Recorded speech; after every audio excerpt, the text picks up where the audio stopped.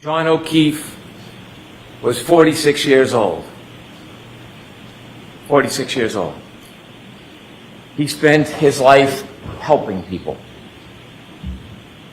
He's described as a good man, kind, generous, thoughtful. He was a Boston police officer. He worked to help the community. Everything you've heard about this man, he was a good man. He helped people. When his niece and nephew had nobody, he took them in. He took them in. John O'Keefe seemed to be the type of person who would help anybody at any time. And on January 29, 2022, John O'Keefe needed some help. He needed help from somebody else.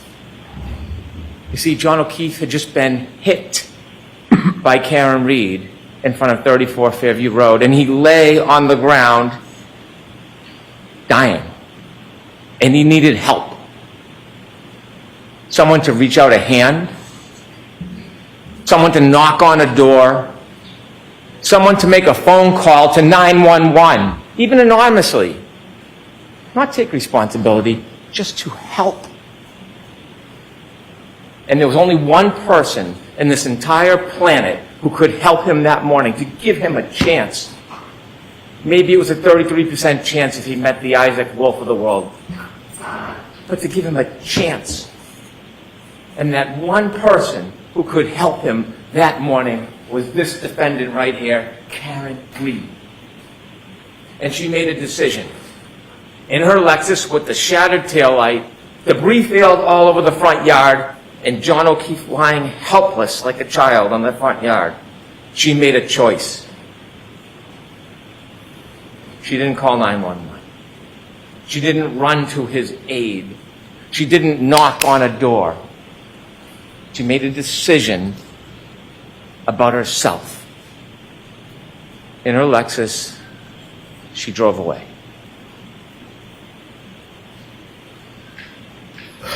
She was drunk. She hit him, and she left him to die. She was drunk. She hit him, and she left him to die. Before I go through and detail the evidence, let's talk a little bit about the evidence as a whole. She was drunk. She was drinking that night. She was drinking McCarthy's with John. She was drinking at the waterfall. Her blood was taken with samples of a retrograde analysis, almost 2 to 3 times the legal limit. She was drunk. She hit him. The timeline in this case is beyond dispute. You can accuse, assault, characterize, malign, twist. The timeline doesn't change. It is data. Data is data. The black box, the forensics from the SD card, we know exactly step by step where they were. We know in that window she hits him because he never moves again. His healthcare data. The temperature on the battery of the cell phone, the physical evidence, the debris field, the DNA, the hair. And then she left him to die. He had a basal skull fracture, countercoup. You heard all about it when the back of your head hits the ground and the brain comes forward. Dr. Wolf told us the reason why they have level 1 trauma centers around the country is because people can survive this injury if they get help. That's why they have this care. That's why they have these hospitals. But you gotta get help. You gotta get help. And if you don't, you develop symptoms, ecchymosis, raccoon eyes, your brain swells, and you die.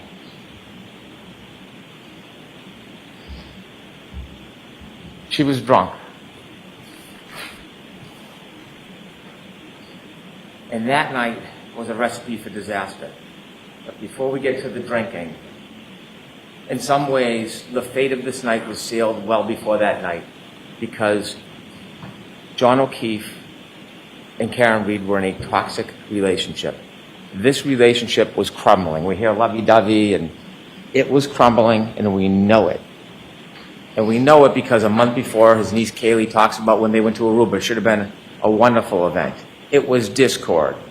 It was fighting. It was aggravation. And when they got back, the discontent was palpable. Miss Reed reaches out to Brian Higgins, text messaging. John O'Keefe, the relationship is crumbling. And you heard a little bit about what that relationship was like. Kaylee, his niece, told you, when there was an argument, John would do what John does. He would walk away. She described to you one time, to get away from the scene, he walked into his bedroom. But the defendant wouldn't let it go, pounding on his door, having to get the last word, never letting go of the fight. Kind of mirrors what happens on January 29, 2022. And maybe outward appearance, they got along. Maybe sometimes quietly they got along. But behind closed doors, relationships have up and downs. We have a bird's eye view into the relationship on January 28, 2022, because we have the text messages. Not so lovey-dovey. The relationship is almost over. The tensions are simmering beneath the surface. They are not getting along. She believes Mr. Keefe is already halfway out of the relationship and he's not into it anymore. You will read them, you saw them. This relationship was unstable and at its end. And so fast forward that night. That night, after this discord, after the arguing, they go out and what do? They drink. And they drink a lot. So Keefe drinks a lot, and Karen Reed drinks a lot. You've seen the McCarthy videos. You can call it 6, 7, 8, whatever you want to call it. You can see the shots into the mixed drinks. More shots into mixed drinks. Count them yourself. Over a half dozen mixed drinks in just a few hours. Sober? And then at the waterfall, a shot, a mixed drink. Now, it was brought up the waterfall that there was some type of discord between Brian Higgins and John O'Keefe. They knew each other. They were friends. Brian Higgins' conduct of speaking to Karen Reed is not honorable. It's not. But they were friendly. There was no adversarial relationship. There was no anger between them. What we heard is they barely greeted each other. Could we have slide 1, please? At the waterfall bar, when you see John O'Keefe come in, here's him barely greeting him. That's him and Mr. Higgins. Barely greeting each other. Reality sometimes is different than argument. This is a celebratory mood. Take that down, please. Celebratory mood. A bunch of friends. They're playing around. They're hugging. They're grappling. This is a fighting technique for a murder 2 hours later. Is that the story? They're practicing their moves to murder John O'Keefe. In the celebratory mood, you don't see any aggravation or animus between Brian Higgins and John O'Keefe. Inevitably, the next morning, Karen Reed is brought to the hospital and they take her blood. Now, the government doesn't have to prove that she was drunk. It is either that she's over the legal limit, 0.08, or she had enough alcohol to affect her ability to operate a motor vehicle safely, but you will know that she was far beyond the legal limit. After the retrograde analysis, almost 2 to 3 times the legal limit. Almost 2 to 3 times the legal limit. Now, it's been intimated, not come out and said, that maybe she went home and started drinking after she got home. No evidence, mind you, no evidence. And that somehow that is why she had a high blood alcohol level. It's not appropriate for me to comment on the credibility of another attorney's argument, so I won't do that. But Karen Reed will do that for her. So if we listen to slide 2, she'll tell you exactly what she thinks about that claim.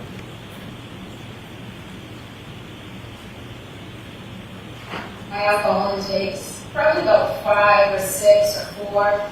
The drinks that they reported at McCarthy's, which is where I consumed most of the alcohol, was the weakest at the time. It tasted just like old soda water with lime. Slide 3, please. I wouldn't have gotten on the expressway. I wouldn't have gotten on the expressway at 12:15 or 29. I mean, it was quiet. The roads were very quiet. You can see it on the videos. And I was going, when I've had a few drinks and I drive, I always drive extra slow. So I know my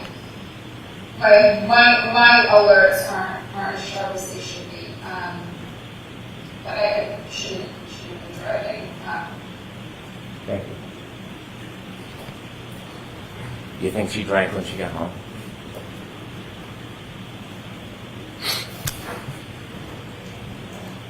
When they leave the Waterfall Bar at 12:12, you see a video, you have it in evidence, there's a still photo of John O'Keefe holding a glass.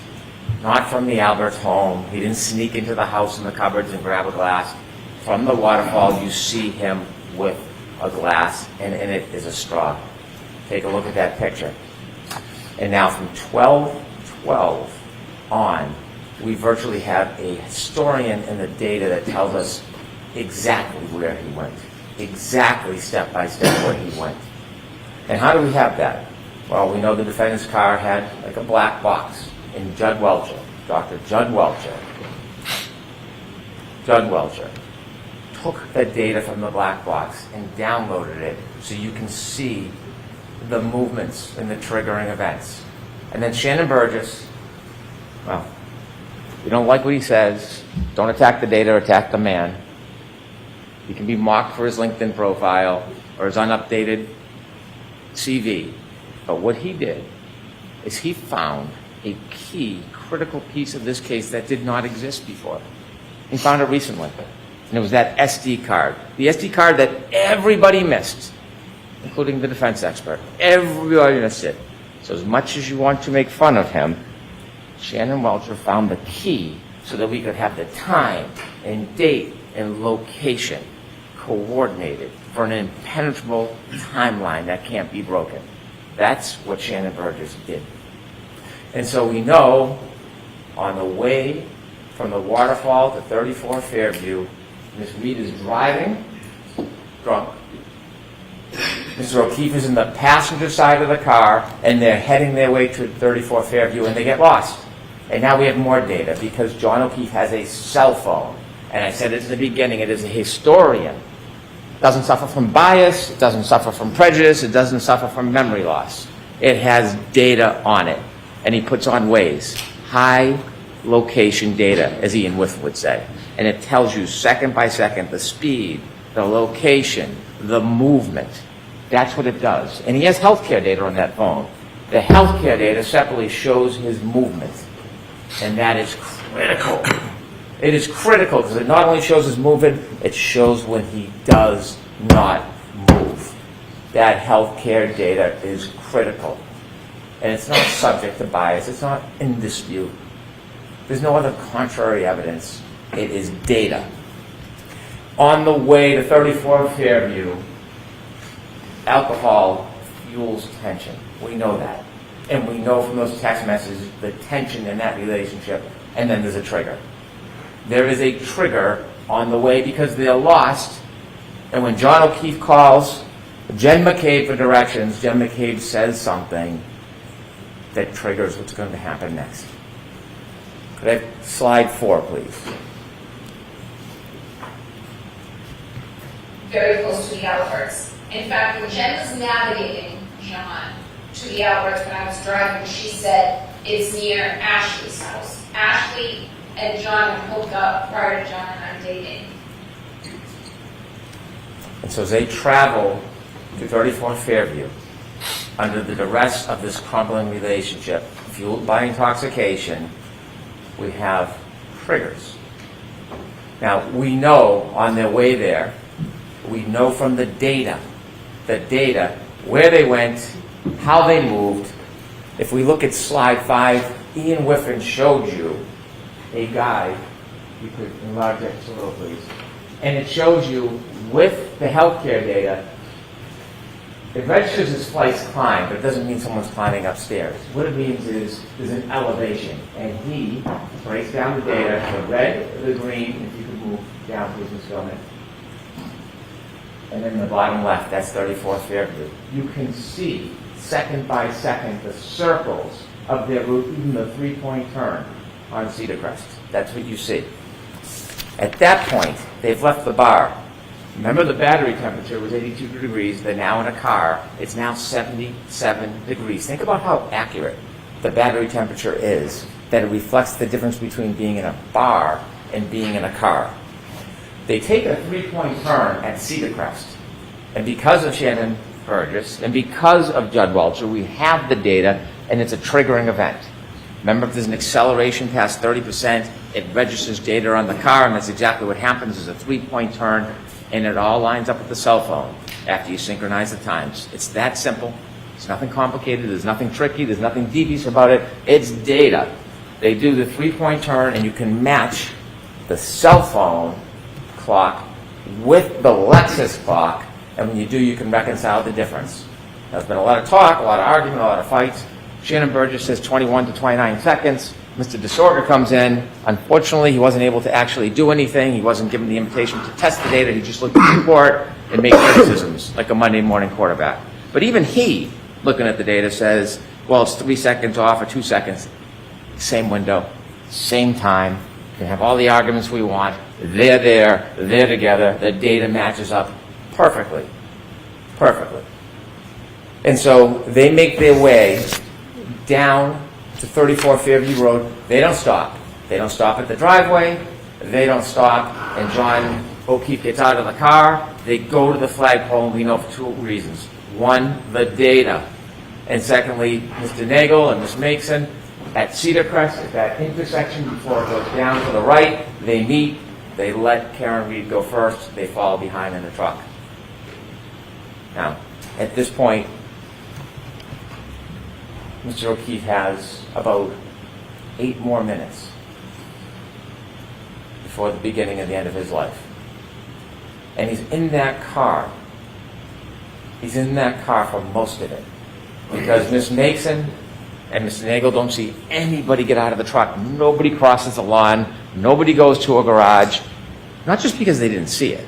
And they didn't. Not because they didn't see it. Because the healthcare data on the phone shows that John O'Keefe is not moving. The car is stopped at the flagpole. The healthcare data stops. The battery stays at 77 degrees. The data is the data. You can't change it as much as you want to. It's data.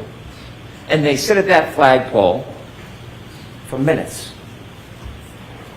It's 12, 24, 33 when they get there.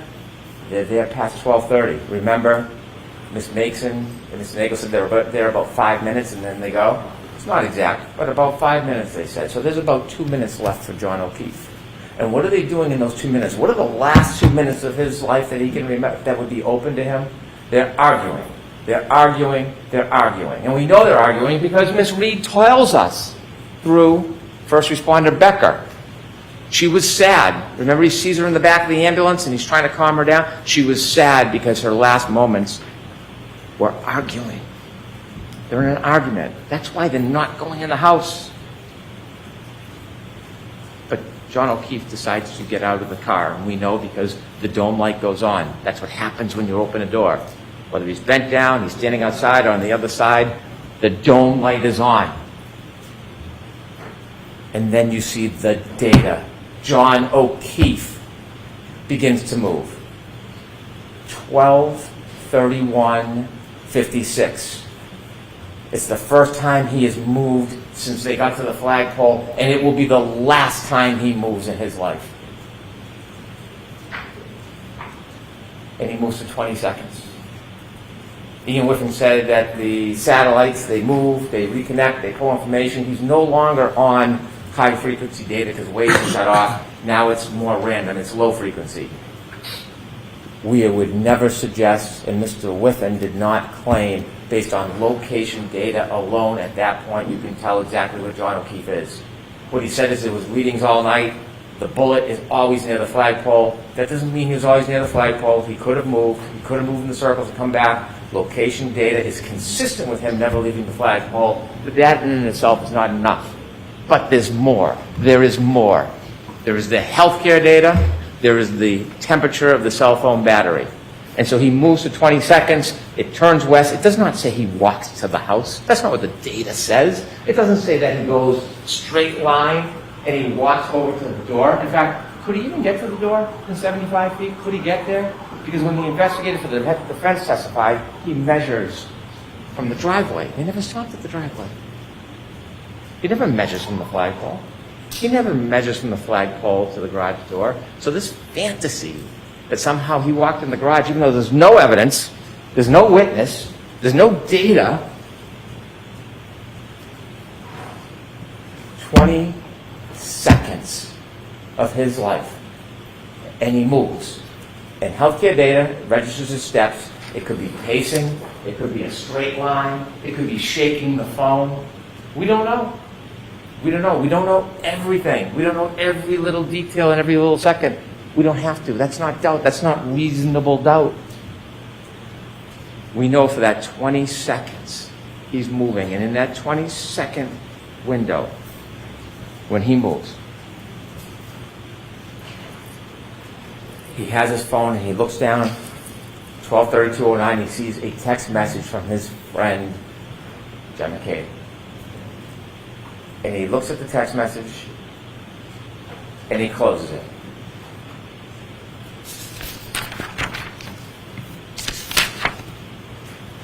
And then it happens. We know from the uncontroverted data from that black box, we know that Karen Reed, after he gets out of the car, drives away. She drives for at least 33 feet away from him. He's back near the flagpole. She's gone. It's over. Whatever argument is over. Whatever anger and flame has been dispassioned, she's moved on. He's separate from her. He's safe. And then she makes a decision. That's what this case is about. Then she makes a decision. She could have driven home. She could have broken up with him. They could have talked about it the next day. Or like knocking on the door, like Kaylee said, getting the last word. She doesn't drive away. She takes that 6,000-pound Lexus and she makes a decision. And the decision is that she steps on the gas after banging it into reverse. Before we talk about what happens next, I want to talk to you a little bit about the charges in this case. And I hate to digress, but it's important so we really understand what we're talking about here. I have no authority to talk about the law in this case. The Honorable Judge Cannoni will do that. But I want to talk to you a little bit about the charges. Don't rely on my interpretation of the law. It's the judge who has that special power. But I want to explain to you a couple of things so when you think about what happens next, you can really assess the facts of this case with the charges against Miss Reed. She is charged with second-degree murder. It sounds ominous. It is. It's a serious charge, second-degree murder. When most people think murder, they think shooting or stabbing somebody. It's natural to think that. Second-degree murder is different. It's not first-degree murder. I told you at the beginning of this case, I told you that we were not going to suggest or try to prove that Miss Reed intended to kill John O'Keefe. That was never part of this case. We're not claiming that. I told you that we were not ever going to try to prove that she even intended to hit him. We never suggested we would try to prove that, and we're not trying to prove that she intended to hit him. We're not.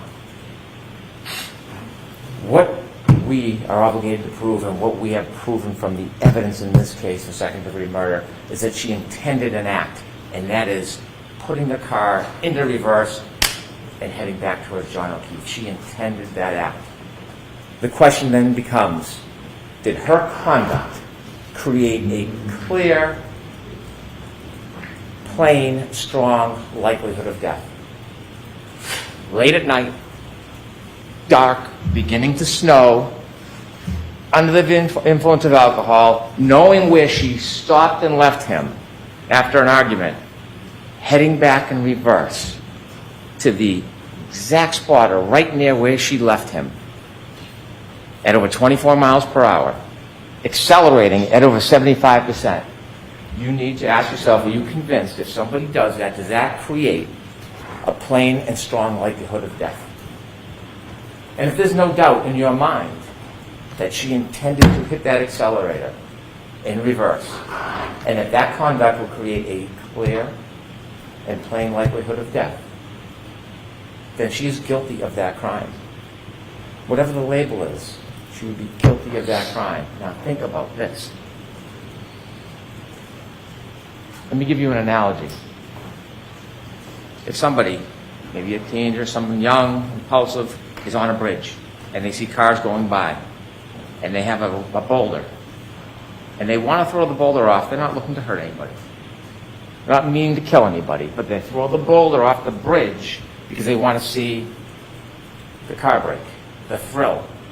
And when they throw that boulder off the bridge, and it comes down and lands on the car, and there's somebody, passenger, child, anybody in that car, and it then goes through the roof and kills the person in the car, did they intend to kill that person? No, they were trying to have a thrill throwing the rock.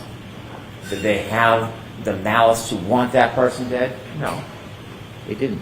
But that would be an example of second-degree murder. When you take a boulder and throw it off a bridge, there's a plain and strong likelihood of death. When Karen Reed, in the midst of that tension and fight, after she drove away and was gone, disengaged, when she came back for the last word, in the darkness, the beginning of the snow, under the influence of alcohol, and decided to stop her Lexus, decided to put it in reverse, decided to accelerate 75% in the exact same direction of where she left him, and then hit him, and he died. I suggest to you that is second-degree murder. The other charge, operating under the influence of alcohol, manslaughter. It's different. It's a totally different and separate charge. Was she under the influence of alcohol? And then secondly, did she operate her Lexus wantonly and recklessly in a way that would very likely result in serious injury? When you're under the influence of alcohol and you drive a 6,000-pound Lexus in the heat of the moment at the direction of where somebody is, whether you intend to hit them or not, I submit to you that is wanton, it is reckless. And any reasonable person would think it's very likely that serious injury would result.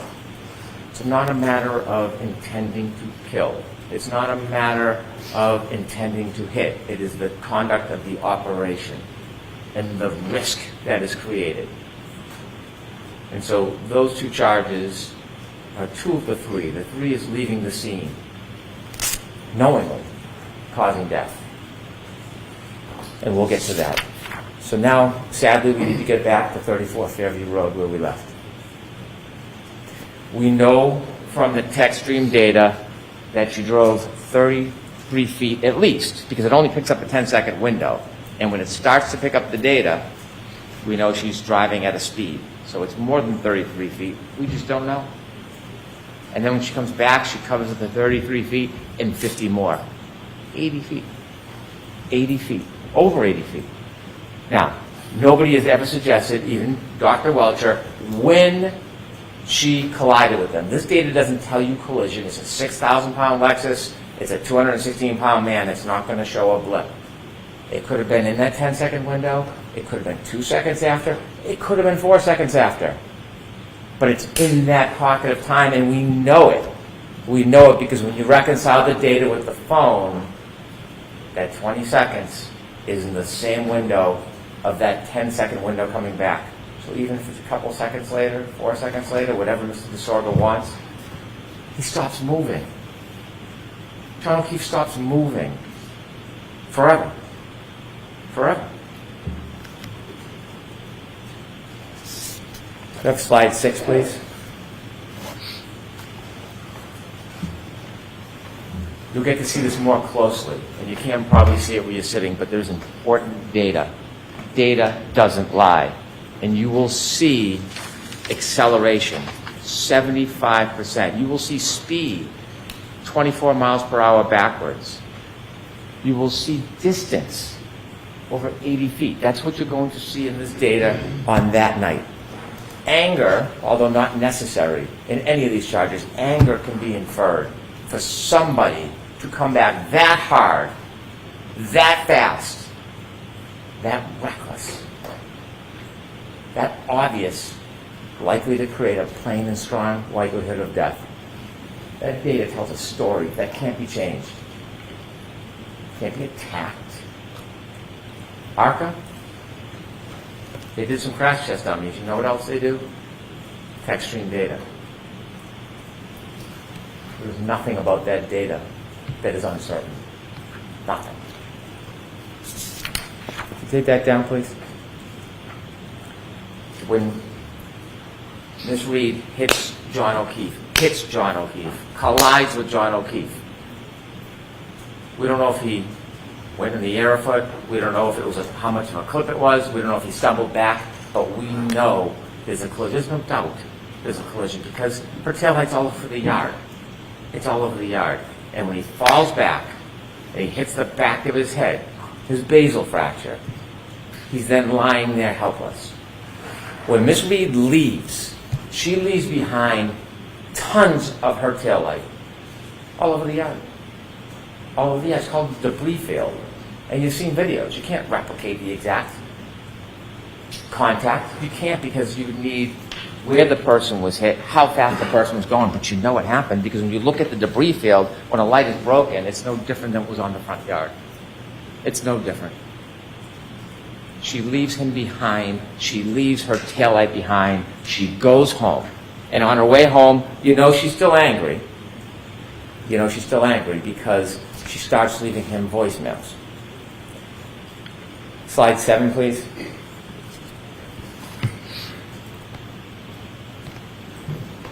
Healthcare starts at 12:31:56. 12:32:04 to 12:32:12 is the data which is adjusted when you reconcile the clocks with Alexis. 12:32:09 is when Mr. O'Keefe closes his phone after looking at Jen McCabe's text. 12:32:16 is his last steps. Mr. DeSorgo says that red range should move a little bit, 2 or 3 seconds. They can move it 4 seconds, 5 seconds. It doesn't matter. It's all in the same window. It doesn't change. We could have slide 10, please.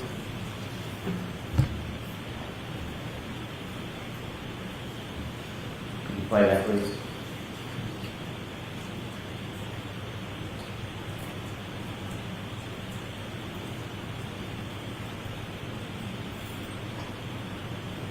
Thank you. Each one of those pegs represents 10 feet. You can't place that car where it was in front of Fairview. You just can't. The data doesn't tell you that, but that tells you the movements of that car. Now, as John O'Keefe sadly lays on the ground, abandoned, you're going to have to ask yourself a question for charge number 3, leaving scene, knowing somebody was injured and then died. You're going to have to ask yourself, is there evidence that Miss Reed knew that she had hit him? Don't need to prove it for murder 2. Don't need to prove it for OUI manslaughter. But for the 3rd charge, Commonwealth has to prove beyond reasonable doubt she knew she hit him. We weren't there, but there was an eyewitness. There was a guide. And that eyewitness tells us that she knew. And that eyewitness is Karen Reed herself. She tells you that she knew. Could we have slide 8, please? Could I have hit him? Did I hit him?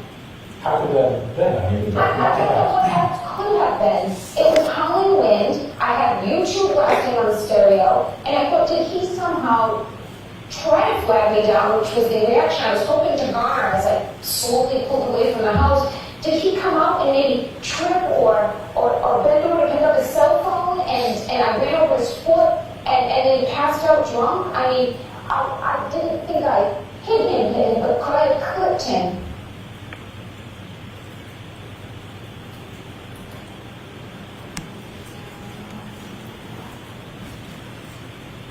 When she left Fairview and left John behind, she didn't think he was mortally wounded.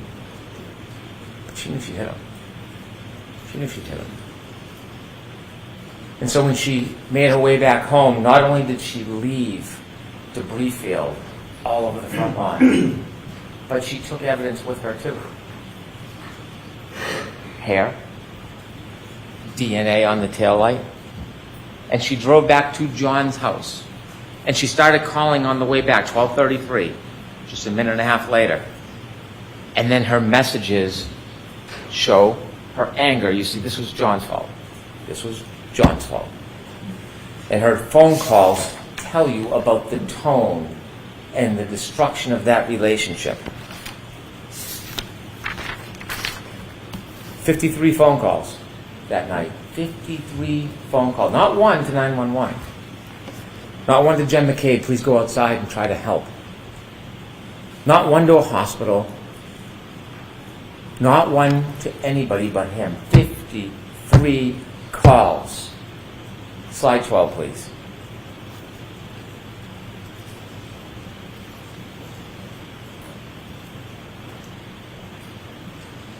Can you play voicemail 1, please?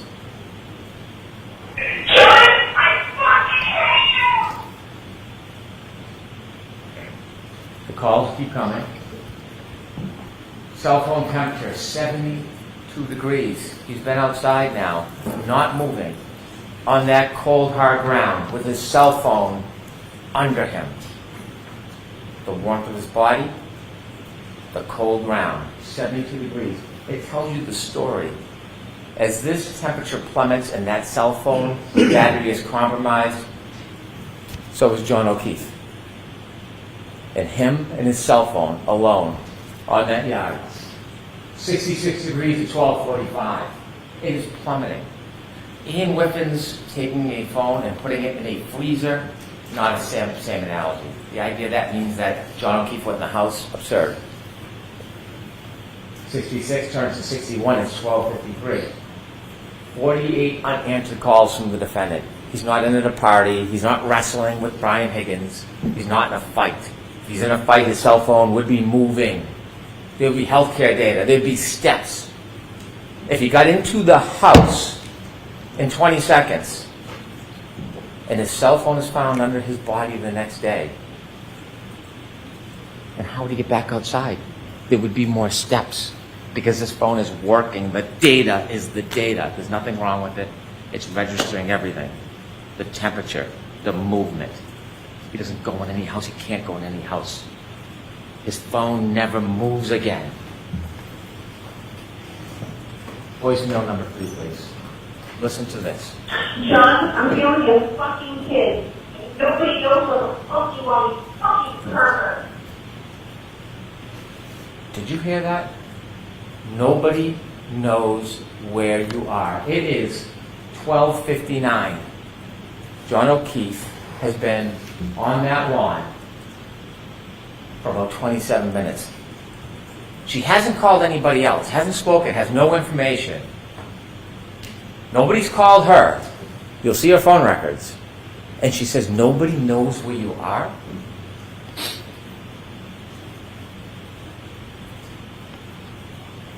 She knows. She knows. Nobody does know where he is. Except her. Except her. Why is she asking nobody knows where you are? She is starting to get panicked. Because she knows she hit him. Not suggesting she meant to kill him. Or for him to die. But she knows she hit him. And now he's not responding. And she's getting nervous. And she's getting anxious.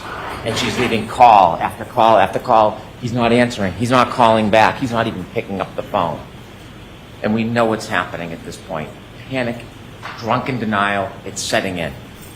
And so then we see the healthcare data from Miss Reed's phone. She doesn't move after a little after 1 o'clock. She could be sitting, she could have fallen asleep, but she doesn't move for a while. But she wakes up. She wakes up early the next morning. You can take that down, please. And when she wakes up, she doesn't call Jen McCabe and say, "Where's John?" She doesn't call Brian Higgins. Has his number, has been texting with him. "Hey, was John at a party with you? Did you see John tonight?" She knows exactly where she is, and she's frantic. So she wakes up Kaylee, that young girl at the time, and she says, she's panicked, she can't understand what she's saying. "Call Jen McCabe. Call Jen McCabe." Why is she calling Jen McCabe? She calls Jen McCabe. You know what she doesn't say when she calls Jen McCabe? "When did he leave the house? What happened last night?" No. She calls and says, "I left him at the waterfall. I left him at the waterfall." See, now it's gone from panicked to self-preservation. "I left him at the waterfall." And Jen says, "Left him at the waterfall? We saw you in front of the house." Click. Hangs up. Hangs up. So then she calls someone that she doesn't know very well. She calls Carrie Roberts. But now she has to pivot because someone has seen her in the exact spot that John will be found soon. Whether she's the first one there or somebody else, John will be found. Maybe Lucky missed him. It's a snowstorm. You can't see. But someone's going to find him at some point. So she calls Carrie Roberts. It's no longer she left him at the waterfall. She pivots. And she calls, "Carrie, Carrie, Carrie. John's dead. I think he got hit by a plow." Why do you think she chose those words? Why did she choose those words? Because she knew that there was a collision with a large motor vehicle, and she had to substitute her 6,000-pound Lexus for another big vehicle. I think he got hit by a plow. And so now we have the introduction of Jen McCabe and Carrie Roberts. Phone calls that they probably never, ever wanted. A worse nightmare to get a call like that. For what's going to happen, what they're going to see, what they'll never be able to forget. But because the defendant is John O'Keefe's girlfriend, they wake up in the middle of the night, in a blizzard, out of their kindness, their loyalty, their devotion to John O'Keefe. And when she calls them and tells them that she wants them to come out, this soccer mom with a perfectly normal life gets drawn into this whole farce, and she answers that call. She gets out of bed. The spirit and kindness she displays to put herself in that position because someone asked for help, because that's what good people do. Carrie Roberts didn't know Jen McCabe. They both knew John. They met each other once years before. Carrie Roberts, separately at that time, answers the call, gets out of bed, drives to go help, because they have a common denominator, a common bond. John O'Keefe. And so you hear and see at 5:07 the defendant leaves Meadows. She leaves. And Kaylee is behind waiting. And you see her back up, and Judd Welch just showed you all of those demonstrations where you could see the unsettled snow in the back, and after the bump you can see the pieces missing. No taillight. There's no taillight on the ground, all the white snow. There's no crack, there's no break. It's a nudge. It's a nudge. But the taillight has already been broken, because when you look at the video, not one little piece, it's still framed, little angle with the light, the brakes are. You take a look, you'll be able to slow it down. You'll see the exact same piece is missing. Because it's back at Fairview. That's why it's missing. It's not there, it's back at Fairview. And then she leaves at 5:07. She gets to Jen McCabe's about, 5:35? 28 minutes. It's about a 10-minute ride. Where does she go in 28 minutes? Where does she go? We don't know. We don't have data for that. But we know when she gets to Jen McCabe's house, she is panicked, frantic. out of her mind, screaming, waking everybody up. Jen McCabe comes down, can't understand her, going out to the car to try to console her. Why is she so frantic? Why can't she speak? Why can't she say a word? Because John went out and had a drink and fell asleep on a couch? Because John would maybe be cheating on her? What is causing this extraordinary duress? Did she stop somewhere on the way by? Did she just see death? Kerry Roberts comes, take charge kind of person. She pulls him behind. She sees the broken taillight in Jen McCabe's driveway, and she decides she's going to commandeer this. We're going to the back to Meadows. You're going to follow me. Leave the car. I'll drive. At this point, Jen and Kerry don't know each other. They've only met once. And they go back to Meadows. They obviously don't find John because he's back at 34 Fairview. And then they start their way towards 34 Fairview. They start driving towards 34 Fairview, and they're looking. And you heard from Kerry Roberts, Jen McCabe, they're looking out the window. They can't see a thing. The snow, the blizzard, the weather, the darkness, they can't see anything. And they're driving, and they decide they're going back to 34 Fairview. And this is remarkable. This is remarkable. When they start their way past towards 34 Fairview, they get close. And when they get close, they can see nothing. But the defendant screams, "Stop! Let me out!" And they look around and they say, "What? Let me out! Let me out!" She does not see John O'Keefe. She knows where he is.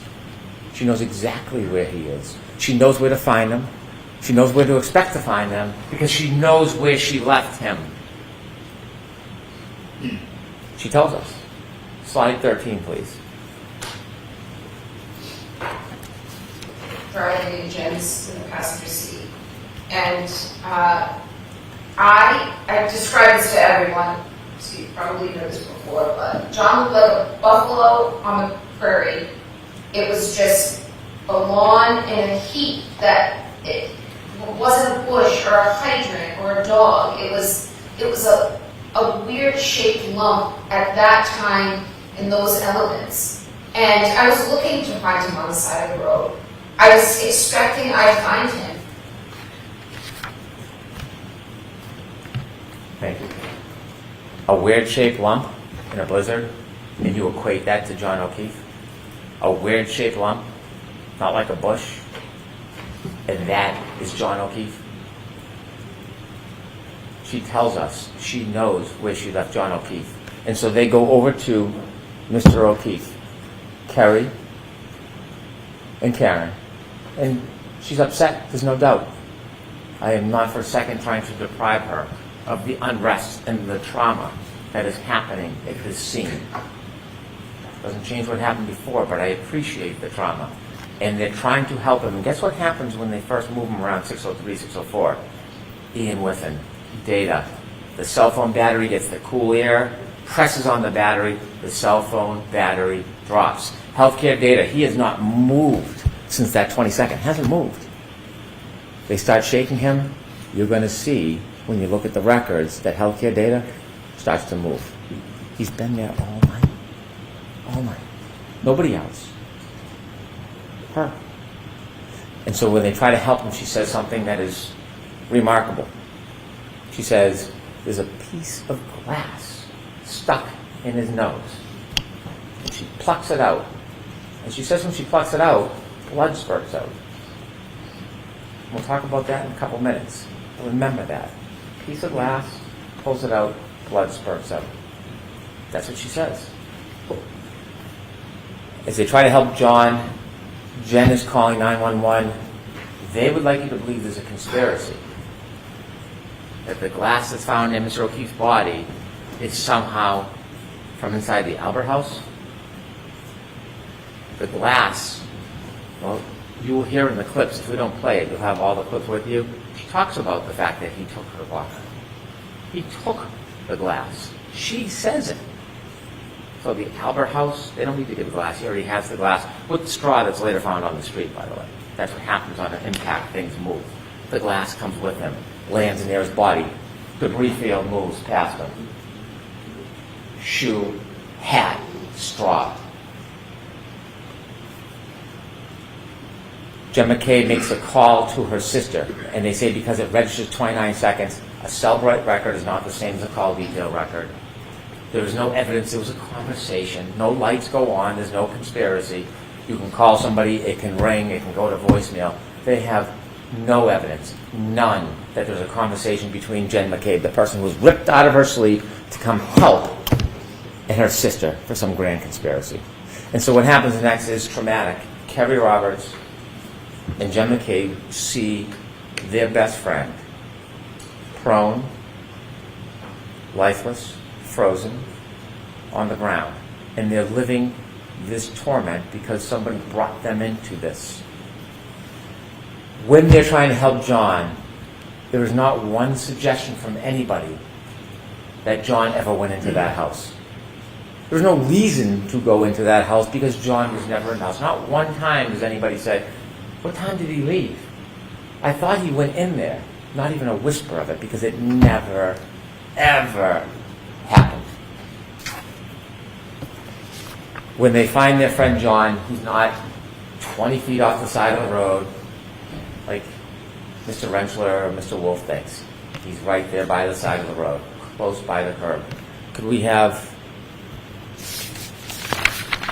slide 14, please? You can see there's Kerry Roberts' vehicle, and then on the left, you can see where they're working. Right off the road, that's not 20 feet. That is a clip, a stumble, and a fall. And remember, when John O'Keefe fell, there wasn't snow. It was just the beginning of a dusting. It was the cold, hard ground. Remember what Dr. Isaac Wolf told us about cold, hard ground? Causes this type of injury all the time. All the time. If we could go to slide 16, please. Remember the glass in the nose? The glass in the nose. See on the bottom left, that's where the Canton Police Department found the glass that he took from the car, from the waterfall. And then Exhibit 195, matching glass. On February 3rd, the matching piece of glass was found on the street.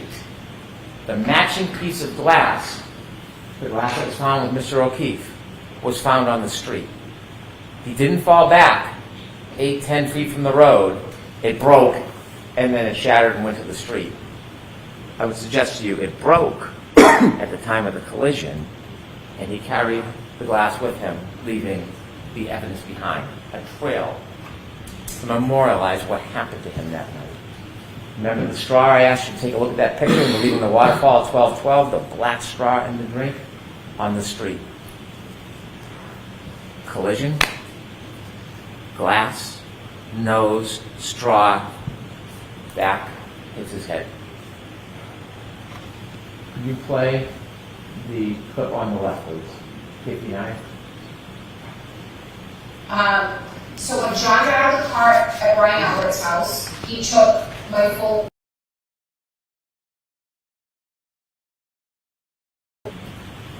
169, please. So John's laying there, his left and his right, and I approached John from the left. That's where the street is. And he had a piece of glass, like perched on his nose, like just wedged like a splinter would be. And it just pulled it, and as soon as I pulled it, it just gushed blood down his face. Thank you. 911's called by Jen McCabe. She's not hiding from anybody. She's trying to help. She's bringing attention to the situation. And when 911 comes, we have first responders. These people are heroes. Some of them, you heard from some of them, they were born to help people. That's what their life is about. The detail on all their mechanics, getting to work 2 hours early to know the blizzard so that you're there on time so you can help people. These are the core of our community. Mr. Nuttall, this is what he does. He rushes to go help. He's the first person on his knees. He doesn't know this person from anybody. But to him, it's another human being. This is his passion. Katie McLaughlin, first responder. This is not just a profession, it's her life. Yes, she knows Caitlin Albert. Do you think she went there that night at a party and set up a murder and came back? And so they tell you what happens at the scene. Some things hard to remember, some things people will never forget. When you're in a traumatic incident, sometimes it's something you'll never, ever forget. And Timothy Nuttall remembers speaking to the defendant. I hit him. Remember, he's on his knees. What happened? I hit him. I hit him. She is now coming to terms with the moment. Her fear is realized. She hit him. She clipped him. She didn't think he was mortally wounded. She panicked. She can't come to terms with it, so she has to bring people with her to face it. And now she's facing the reality of what she had done. And her emotion is overwhelming. I hit him. I hit him. She speaks to Miss McLaughlin. I hit him. Not did I hit him, could I hit him, perhaps I hit him. That was earlier. Now she's recognizing what she did. I hit him. And these people are making it up. Anybody that says anything adverse or inconsistent or inconvenient is a liar or a perjurer or in on a conspiracy. Or is it that these good people who went there for a total stranger to do their duty to help happen to remember that she admitted what she had done? I know that doesn't reconcile with the boogeyman Proctor and the bad government. I know it doesn't reconcile with no DNA on this piece or that piece. I know it doesn't reconcile with everybody setting up the girl. I know that doesn't reconcile. But the reality is, you have independent, core people who hear her say, I hit him. I hit him. And the attempt is to portray everybody as a liar. But you don't have to rely just on these good people, although you should. You should. You don't have to, because we have a guide, and it's Karen Reed. Slide 17. So what was said was, did I hit him? I've always said I hit him, but did I really say this many times as law enforcement is claiming I said it? Thank you. I know it doesn't fit the theme, the theory, the story, but she tells you herself. She endorses those good people exactly what they had heard. She tells you herself. She hit him. It's undeniable, it's unmistakable, it's inconvenient. But the truth has a way of seeping up to the daylight. It can be oppressed and suppressed and pushed down and covered and twisted, but it rises. It rises. And it is not a coincidence. There's no coincidence that Mr. Nuttall and Miss McLaughlin hear exactly that. She tells you. And Jen McCabe, when she's sitting next to or standing next to Miss McLaughlin, she tells you she saw or heard the same thing. Remember what happened to her on the stand when she had the audacity to say, I heard her say it? What happened to her? This woman who never even wanted to leave her home that day, pulled out into a storm to see her best friend dead. What happened when she had the audacity to say that? And now we know that the defendant herself said the same thing. And the funny thing, the ironic thing is, you will see in a photo when Miss McLaughlin, firefighter, was speaking to the defendant, Miss McCabe was next to her. Miss McCabe was trying to protect her, trying to shut her up. Don't talk, you're upset, stop saying crazy things. The villain of this story was trying to help the defendant from incriminating herself. The irony.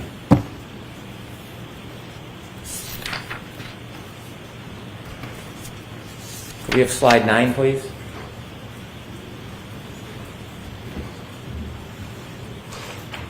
This is the battery temperature. You're going to have a chance to look at it.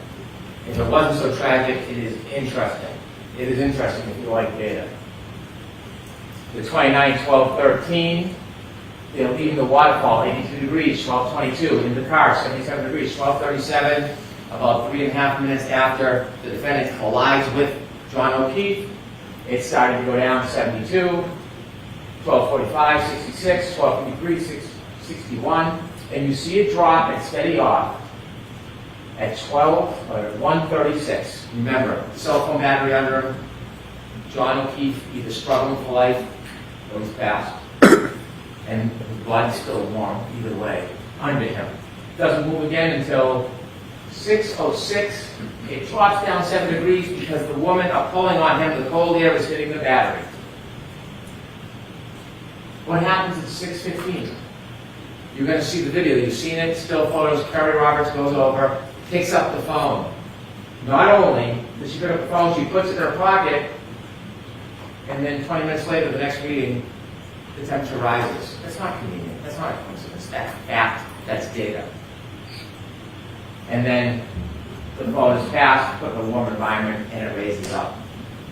6:15. How can someone conspire to pick up a phone on the side of the yard that was under Mr. O'Keefe's body at 6:15 and know the battery temperature was then going to rise? And not only did the battery temperature rise, when you look at the healthcare data, at 6:15 when she picks up the phone, you know what happens to the healthcare data, right? It starts to move. It's data. It's data. So, while they're going through this duress, the defendant asked Jen McCabe for yet another favor. Look up hypothermia. Find out how long it takes for someone to die in a cold. And there's Miss McCabe in her winter jacket, soccer mom, trying to help. She has MS. Her hands aren't working. She's trying to type in. But what's happening during that time? It's a frantic scene. She tells you that. The defendant then wants to run back to the ambulance, so she goes with her, never finishes or completes the input. And then she tries it again. At 6:23, at 6:24. That's what this woman did that night, that morning. Not only for her friend, for her! For her! That's what she did. And what happens to her after? Because the timestamp, when you open the timestamp, it's at the time it's open, and she's in bed at 2:27 looking up Hockomock Sports because she is so interested in the kids' sports, and that timestamp stays open. And she goes to that tab the next morning when she puts in how long to die in cold. And that is being portrayed that she's in a conspiracy. She gets vilified as a murderer, a soccer mom who came to help. It took Ian Whiffen 5 minutes to show you a live demonstration on how simple that works. That she's not deleting anything. Jessica Hyde told you it's automatic deletions over time. You usually can't delete that information. That's not a click and swipe like the good Dr. Wolf from Arca knows how to do. This can't be erased. But they still hold on to this. As they argue to you and all the injustices that have been done, they tell you, they want you to believe, or take a flyer on the fact that she looked up how long to die in the cold at 2:27. It is an absolute contrary to the science. There's no basis to support it, but they stand here in front of you. Why? Because every time they say something like that, you look the other way.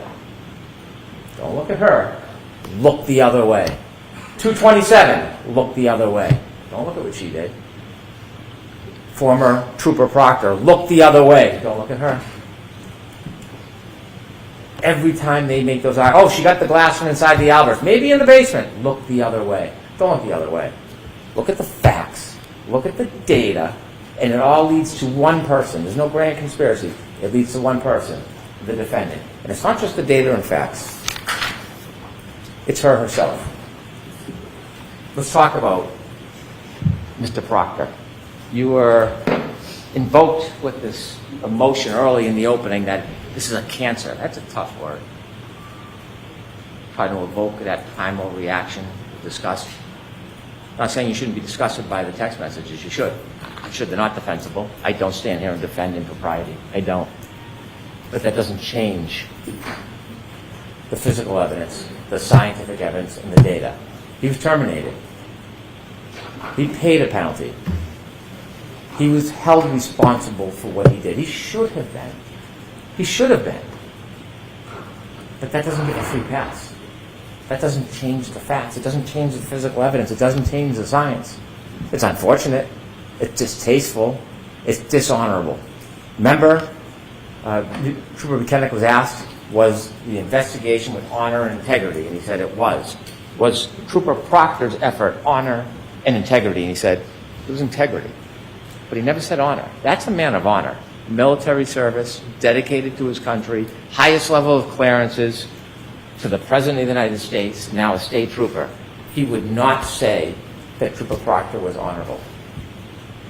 Because he wasn't. He wasn't, but that does not change. It doesn't create a conspiracy. It doesn't invent a dog. It doesn't make somebody in a house something they're not. It just doesn't. When you read those text messages, they're hard to look at. It's unfair. It's unfair.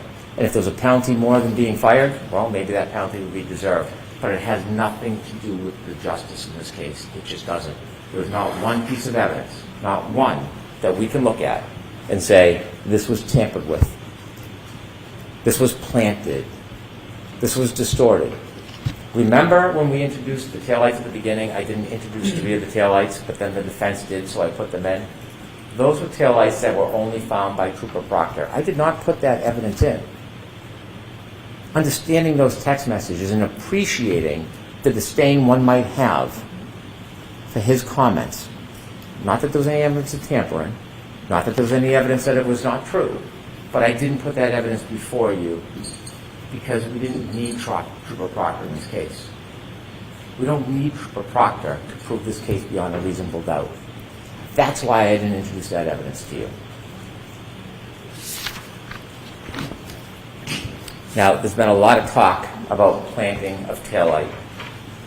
We know the taillight wasn't planted because Trooper Buchanan and Mr. Proctor did not go down to Dighton to see Miss Reed until later in the afternoon.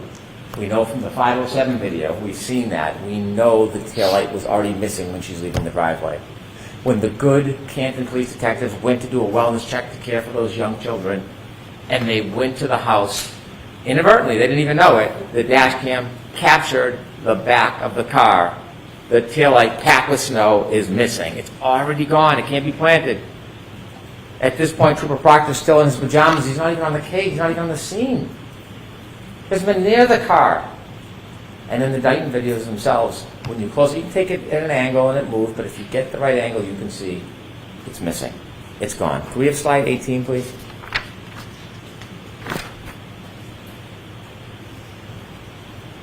.507. You can play any angle you want, but if you look at this angle, it's gone.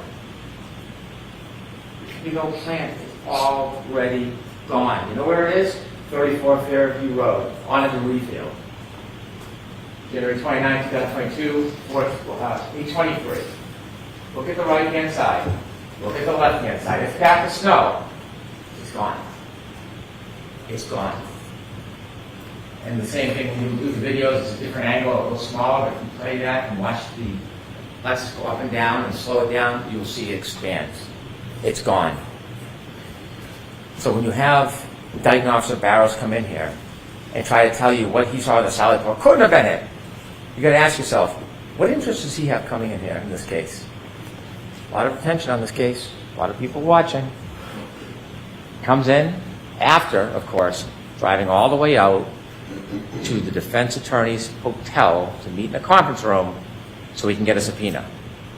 He spends 2 hours driving up and back so that he can conveniently get a subpoena that tells him to appear, which he could have got by fax or in the mail.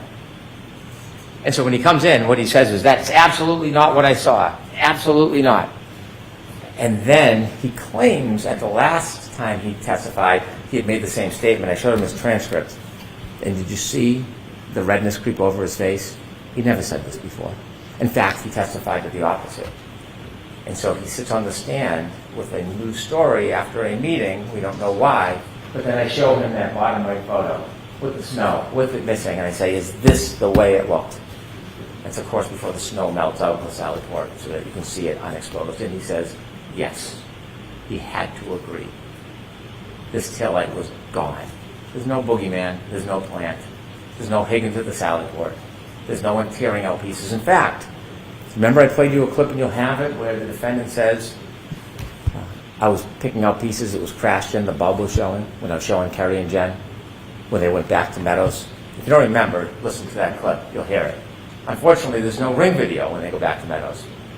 There's a ring video when she leaves, there's no ring video when she gets back. And so, now when we're trying to look the other way, we want to find a dog bite. So enter Dr. Russell. Dr. Russell, according to her, nice woman, nice doctor, very accomplished. I respect that. She's the only dog expert in the world. The thing is, we know no idea what that expertise means. She volunteers for the job. She wants to be here, profile, but she can't explain the methodology. What are you looking for in a dog bite? She can't tell us. It starts a year ago that it's claws, it's teeth, and then it's claws, then it's teeth, and then it's I don't know. And then when you look at each of the different parts of the abrasions, she says, well, I can't tell if I look at each one of them, but all together it's a dog bite. It's a dog attack. That is the masterful expertise that the defense has bragged about bringing in. Dr. Russell telling you, because she says this is a dog bite. She has never been in a forensic situation where she's looked at a wound and identified it as a dog bite before. This is the first time, the only time she's ever done it. And what she says is these are not punctures. Punctures means it goes into the skin, a wound. There's no punctures. And she's sure because she's an expert, so you should rely on her because she's coming in saying she's an expert and she's being presented. Yet, after saying there's no punctures, Dr. LaPosada comes in and she sees punctures everywhere. It's an animal attack. It's a dog. How is it? No method, no methodology, no history of this, no prior testimony that we know of other than arbitrarily what she says. And she says the exact opposite of Dr. Russell. Why is that? How does that happen? So obviously there is no science to looking at an abrasion and saying where it came from. They give us no detail. They give us nothing that we should rely on. They contradict each other. It's just to get you to look the other way. And so we have now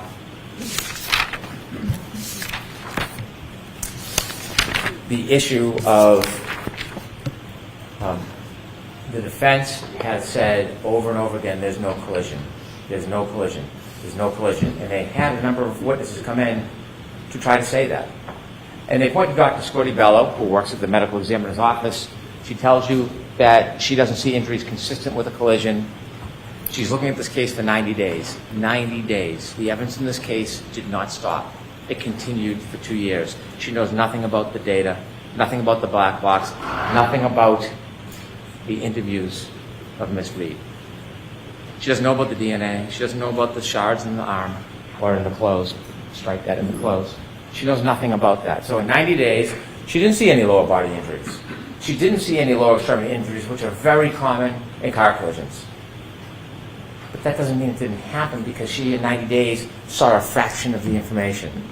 A fraction.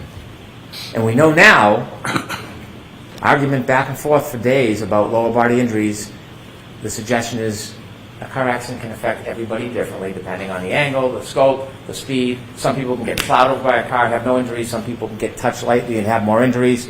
And there was the debate about no lower body injuries. Well, ARCA dispelled that in their dummy test that you can have a collision with no lower body injuries. They did that for us.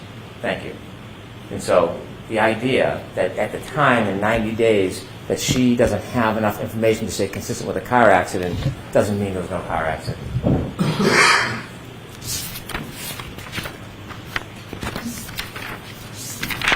Let me talk a little bit about ARCA. I don't want to waste too much time with them. What expert who's supposed to come to you, they're not the arbiter of truth. Their opinions weigh no more than yours. Your common sense has more value than an expert's opinion. Their job is to assist you, to explain what their expertise is so that it's a tool for you so that you can make a decision. That's objectivity.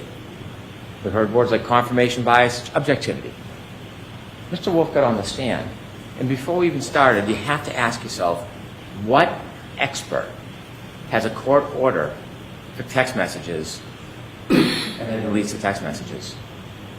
What expert, what objective expert uses Signal, an encrypted app, to communicate about the case? Never used it before, hasn't used it since. And so when he did his tests, he used a lower weight arm. Wasn't trying to bash him, wasn't trying to insult him, tried to get him just to recognize that a 9.38 pound arm is less weight than John O'Keefe's metric, which would be 11.8. That's all, and because it's a lighter arm, it takes more speed to create the same damage. I don't know science, I don't know math very well, but that's basic. It's basic. And he fought me over and over again. Did he seem objective that he was trying to help you? Because Dr. Rexel came in the next day and said, well, you have to adjust for that. That's all I asked him for an hour about adjusting, just like Judge Welcher adjusted. Do you adjust it? And he tried to talk to me like I was making something up. His own colleague had to admit it. Now, it's funny, he admitted it before he got through his credentials. No sequestration order violations. Nobody was coaching him, but he knew enough to come in at the beginning and get right on that point. And speaking of sequestration, remember Dr. Russell on her limo ride over? If Brendan asks you a question, make sure you ask for a transcript. Impede the progress. Slow down the questioning. Interfere. Sequestration orders is so there's fundamental fairness for all witnesses, not just some. And so what happens with Dr. Renshaw, we don't know, but we do know he comes in here and he tells you that he was not getting information that was helping him the last time he testified. He insisted. I asked him 5 times, was he getting information that would help him in his testimony?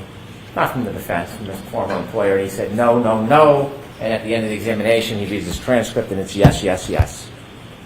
And he tells us that he's independent and objective. I asked him about a luncheon, not a big deal, just asking him about it. And he says, I have a sandwich and I stand in the corner until I remind him that we got video footage from a documentarian and he's in one of the scenes. And then things change. So when you talk about objectivity and who to trust, they can come in and say, Judge Welcher said this and that. It doesn't make it so. Judge Welcher, Dr. Welcher, never in any report, in any presentation, in any testimony to you, ever suggested this is how it happened. This was how his arm was. This is how his feet was. He was trying to show whether or not the orientation. Could this happen with the angle, with the height? That's all that test was. It was no more. But what they do is they reposture it, repackage it, and say it means this when it doesn't, and we're going to show you why it's not that, therefore we win.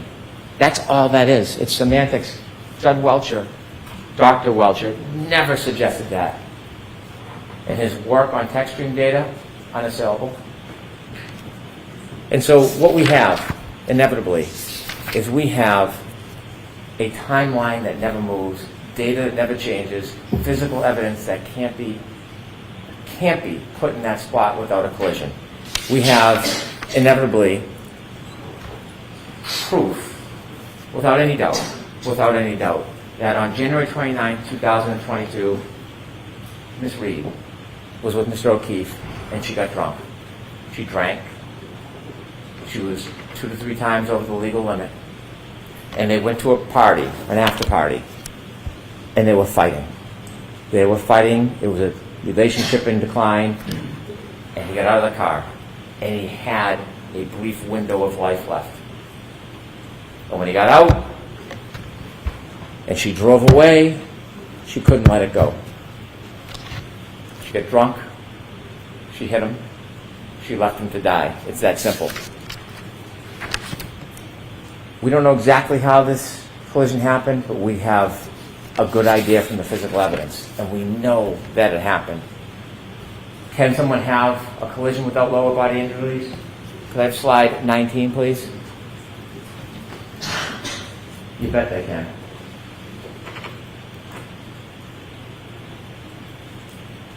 We don't know if this is the body position. We don't know if this is the exact speed, but what it tells us, this is viable. Look at the debris field. Look at his turn. Remember his sneaker on that curb that got lodged against the sneaker? Mr. O'Keefe then falls back, hits his head, counter coup, left to die.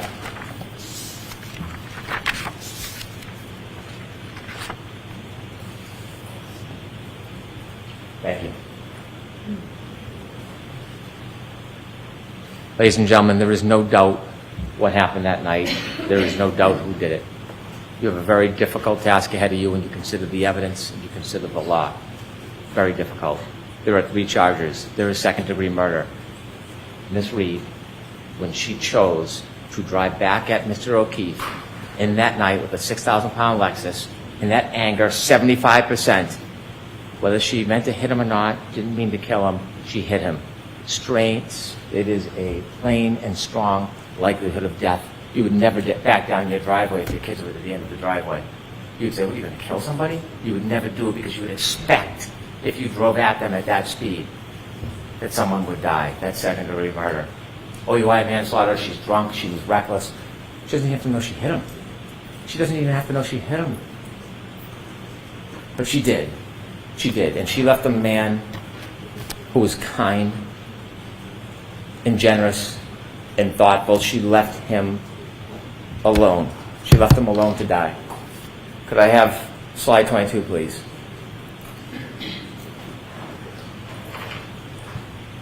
He is not an it. John O'Keefe is not a body. John O'Keefe was not a buffalo on a prairie. John O'Keefe was a person, and he was murdered by Karen Reed.